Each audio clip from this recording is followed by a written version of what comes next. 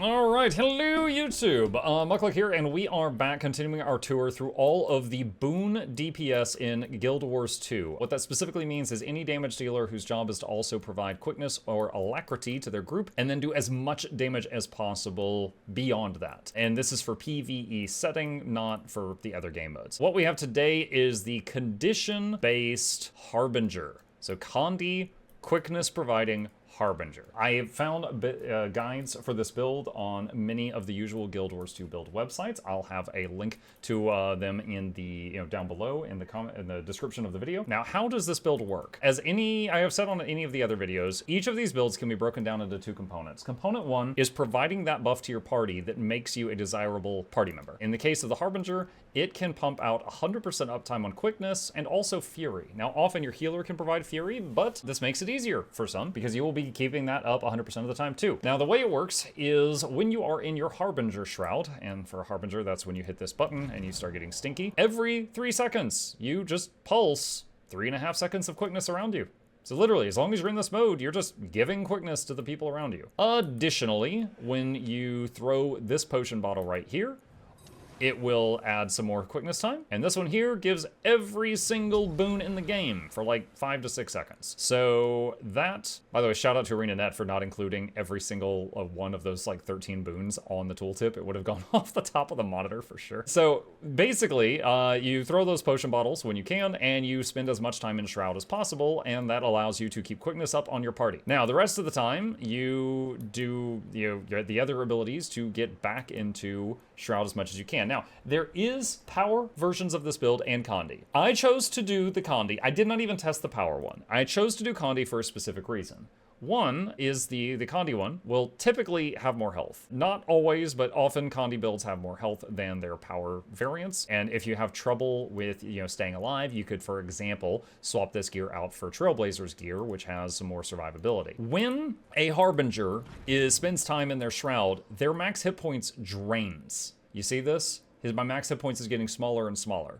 So I start at like 26k health and I end around 16k health. So I basically do like 10k damage to myself constantly. I'm like almost always down 10k health. So this build, after you have been in combat for a few moments, feels kind of fragile because you shred your own health pool as part of the gameplay.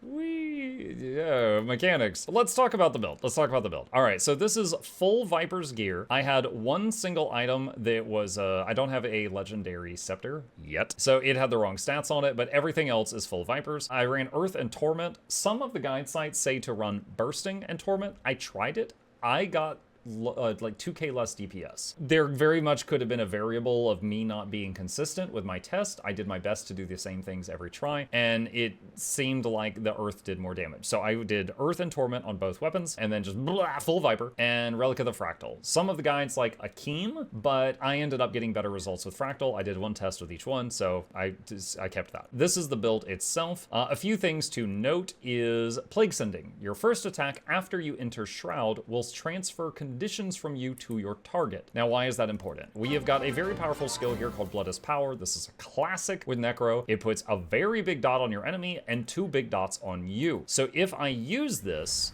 then enter Shroud, it moves those 2 dots to the enemy. So in the end, the enemy got every single one of those. So that is why we have taken that trait. However, you could also take some of the other options if you wished it, but I did really like that one. I had a few times in the fights where I basically just got one shot. Like, I made a mistake after I had reduced my own health pool down very low. And so I had some people going like, oh man, you could change Master of Corruption for Parasitic Contagion, then you have constant life stealing from all your dots. The problem was not sustain. The problem was if I made a mistake, I popped like a balloon. So I'm not a big believer in Parasitic Contagion for purposes of this build for general use, unless it's for some very specific role like Kadim or something. So I didn't do that. I think if you were going to you'd be like, okay, I'm dying too much on this build and I wanted to change something, I like the idea of swapping to Trailblazers, which gives you some toughness. You still have the same condition damage and expertise, which is most of your damage output, but your toughness and vitality go up. And half of that vitality is going to be lost when you shred your own hit points, but you will still get some of that and your toughness would go up as well. Your power and precision is less impactful on your damage with this build than your condition damage is. So you could do that. So yeah, let's talk about how to play the build itself. So we're just going to run up to this guy. We're just going to get right behind him, and we're going to throw down some potions, and we're going to throw this one, do Blood is Power, immediately go into Shroud, spam 2 every time it's up, spam the 3 and the 4 if the 2 is on cooldown. And that is because the 2 is the largest source of damage. The 3 and the 4 do damage, but less so than the 2. 3 and the 4 are also movement skills. You can use those to get around. If after you use a 2, it's not going to cool down again before the Shroud runs out, just leave it early. Scepter 3, Torch 4, your potions are a high priority, and then weapon swap, pistol 2 and 3 also help fill the Shroud bar. Then again, Blood is Power and get back into the Shroud. There we go, and then use the 2, and then 3, and then 4. The Shroud 5 is a CC skill. I would say save that for when you need to CC. And Shroud's running out, so I'm going to leave it early. And 2, and 3. I could use Blood as Power with Dagger 4. Dagger 4 also transfers conditions on you to the target. I'm going to throw the potion bottles again, and I'm going to hit some stuff here, and Blood as Power, and do this again. All right, so let's just like look here. We're around 23,000 damage per second with 98%, 99% uptime on quickness. So just like the opening 1 second, there wasn't quickness on the team, and then there was, and that's it. That's the only time it was down. So I'm already getting better results on this after I've practiced it for 10 minutes than I did on Catalyst after 2.5 hours. That is a low bar. Now let's talk about what this brings. 1, this is extremely easy to learn. Great. This is extremely easy to learn. The gear it uses is full Vipers. You don't need concentration for this. Vipers is basically the berserkers for condition damage. So if you gear this build and you end up not liking it, you have a very commonly used set of gear useful for other builds. So you're not at like a total loss. So we're using that. Also, I'm using Runes of Tormenting. I don't know if I ever mentioned that, but again, I'll have the guides linked. So the gear is not too bad. Strengths of the build. At the beginning of the fight, you should use your heal potion. And before, because your heal potion gives you Blight, which then procs a thing on Anguish, which gives you Blight, which then procs a thing on your Elite's Elixir, which gives you Blight. So you want to do like that and that and that as the opener, I feel like. But then after that, in the fight, you can save this for when you need a heal. You don't have to have this in your rotation. I tried that for a while and it felt too punishing and like too little gain. Again, that's how I felt like for playing it. Blood is Power, extremely powerful. Always, right after you use Blood is Power, either use Dagger 4 or use Go into Shroud.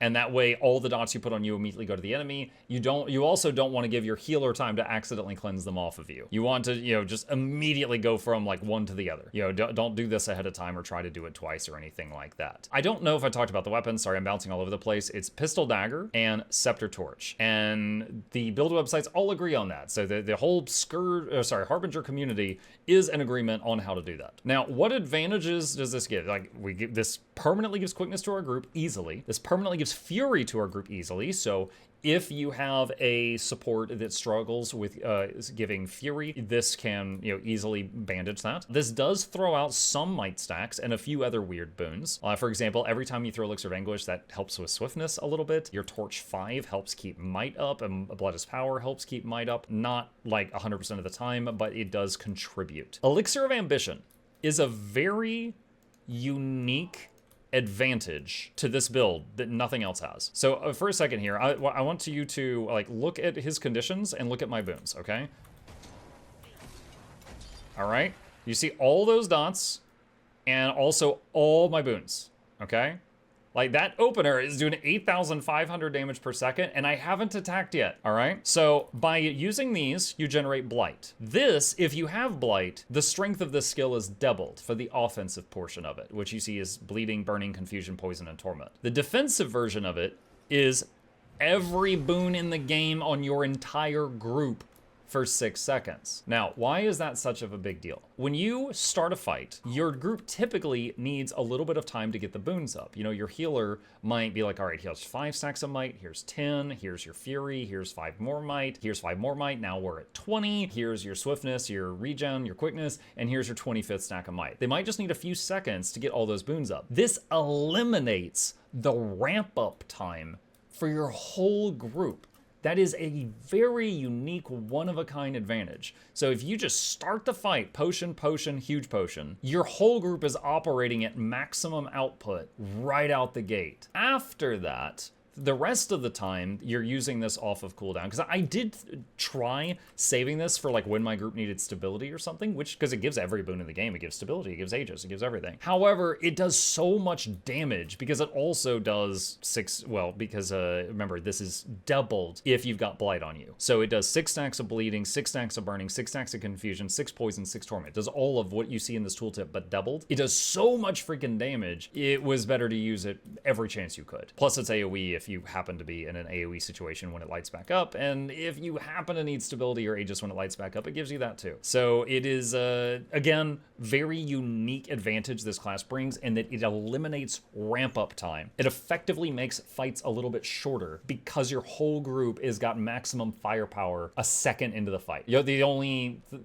thing that, you know, wouldn't be like, you know, condition damage dealers have to stack up their Condis to ramp up. That's never going to change, but still very cool, unique advantage that nobody else has. Besides that, Signet of Spite. I did tests where I did like whole fights on the dummy where I never hit this button. I also did tests where I hit it every time it was up. They were almost identical. It was like 700 DPS difference. So this is, I just left it up. It wasn't worth the button press to me. If I had any other button on the bar to press, I just left it up. Additionally, this is your least powerful ability of what's on your bar. So if you're in a fight where you could like, oh, it'd be better to bring more CC for this fight, swap this out. Your main things that you would swap this out for are Spectral Grasp, which pulls things in an area. However, one common trick, and most Necromains know this, but this is for the people that are considering playing this class. When you use this, it fires out a grabby hand, and then it pulls. This dummy is immune to pull, so it's not going to pull it.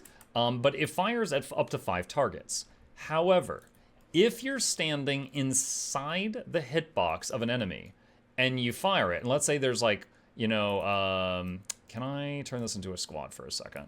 I cannot while I'm in here. Okay, let's say there's 1, 2, 3, 4 targets around me, and then he's 5. When I fire this, it would fire bolts at each of those other targets, plus him.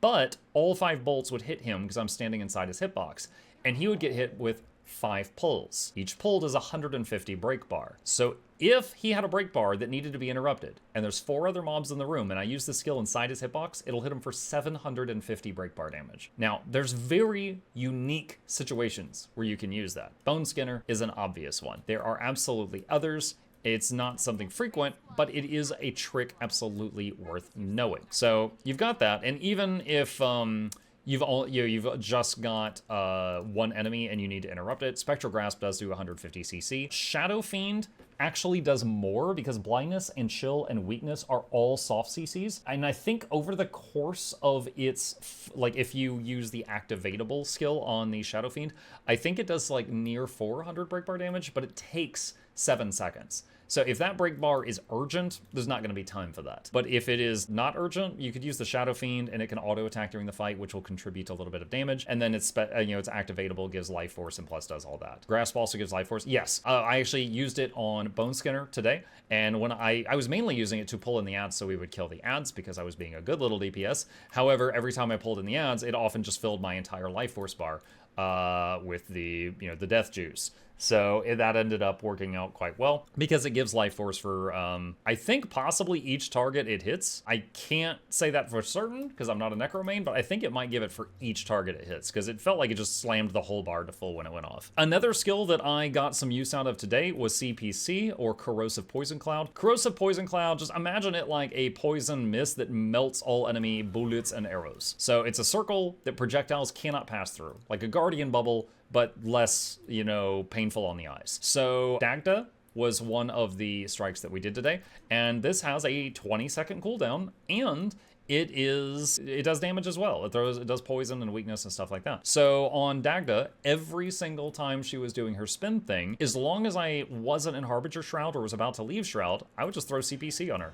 Very quick cast, completely shut down all her bullets, and it did damage to her, so I wasn't losing damage time, and it made the fight easier. Also, we had a Harvest Temple daily today, and we got to the phase where we had to push the big black marble around the room while it is spitting bullets all over the place, and this alone was a 8-second duration with a 20-second cooldown. I was frequently able to shut down all of its bullets. Not as good as a Revenant, which is the best class in the game for that particular job because it can summon the Centaur Bubble with 100% uptime, but it was still extremely powerful. So for this slot, if you don't need the Signet of Spite just for pure, small damage increase, Corrosive Poison Cloud and Spectral Grasp are very, very good depending on the situation. Also, summon Fleshworm for something like Whisper of Jormag, which we did today as well. Beyond that, what you have is a condition-based fully ranged damage dealer that can contribute to hitting a target anywhere in the room while pumping boons around it very easily. Only downside I could really find with this build is very fragile. You do have a healthy 25, 26k health, but that goes down to 15 to 16k health after you have finished blighting yourself. And you don't have a second hit point bar like a Reaper or a Core Necro has. You don't have those barriers like a Scourge has. So the times that I made a mistake, it was just res plays, it was over. Like just dropped really, really fast, just like instantly from full health to dead. So yeah, okay, just real quick, because some people in chat are saying, well, this is melee. Well, yeah, you do want to be in melee, okay? And the reason for that is very simple. You want, when you throw one of your potion bottles, you want it to hit the enemy and allies when possible. So your whole team is probably going to be crowded around the enemy, and you're going to throw these down, and it's going to hit your teammates and the enemies, and then you end up with, them covered in dots and allies covered in boons. So you do want to be in melee. But if for some reason you have to hit something far away, there is nothing in any of your 3 forms that is stopping you from doing very nice damage at a distance, okay? Like, there is nothing stopping you from that. Like, you can push out easily 20k DPS after a few seconds of building up your dots on the target at a very long range. Oh, not very long, moderately long range, like 900 range, with your Shroud Bar, your first weapon set, or your second weapon set. And then, as soon as possible, you move back in. That means any time on the fight where everybody gets red circles and you have to spread out, you can still be shooting the boss all up until the point where you get back in there. Your dots are still ticking, you're still firing. In Harvest Temple, when we were running around, I could constantly find some ad, and I could just swap targets to that, and I could help kill that while we were getting back together. It felt good. Overall, the build feels very cohesive. It felt good to use, like going from Blood is Power instantly into Shroud and transferring those conditions back to the target. Just the way the systems worked, like, this feels like a well-designed build. There are pros to it, there are cons to it. You make yourself more fragile, has some of the easiest boon application I have seen so far. The damage is, quite good. It is consistent. And, give some unique advantages to your team that you can feel happy about. Like, hey, let me just eliminate our ramp-up time. Here's every boon in the game. Go nuts. And then by the time these wear off, the healer has got the other boons built up, and then theirs kick in. So it feels really good, especially, God help me, coming to this after playing Catalyst yesterday. Like, in 10 minutes on this, I was outperforming how I did on Catalyst after 2.5 hours. That's a low bar, because I was doing really bad at that. But it really just is a testament to how easy it is to pick this up and how, nice it felt to play this. But yeah, I think that about covers everything. Let me check my notes here. Yeah, I think that about covers everything that I wanted to say on this. And once again, if you're interested in trying out this build, if I've sold you on this, if you think you'd like to try it, I'll put a link to some of the guides I used to play this down in the description down below. And yeah, I'm off to the next one.